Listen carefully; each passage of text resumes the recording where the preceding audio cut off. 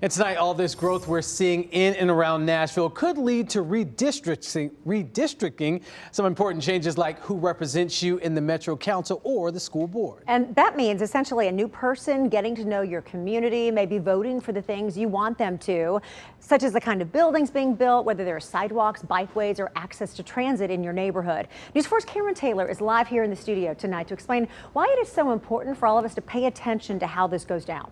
Yeah, Tracy and Mario. So take a look at this. In 2010, Davidson County's population was more than 627,000 people. Now the Metro Planning Commission estimates the Census Bureau will put us around 700,000 people, a more than 11% increase. And once the commission gets those census numbers back, they'll start what's called the redistricting process.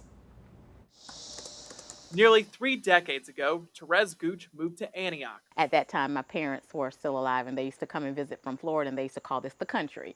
And we love that. It's far from the country now. In the last 10 years, she says development has been booming. I never even had an interest in any of that development, learning anything about that.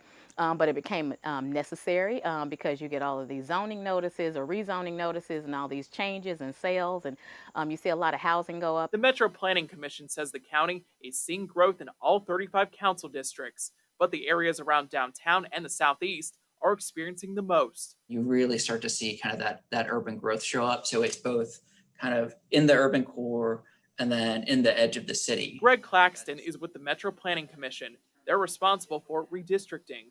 It's the process of redrawing political lines every 10 years. That's where the census numbers come into play. It's of interest as people think about kind of how they relate to their representatives, how they relate to the communities that they're in. New boundaries could mean Gooch's home might be in a different district than it is now.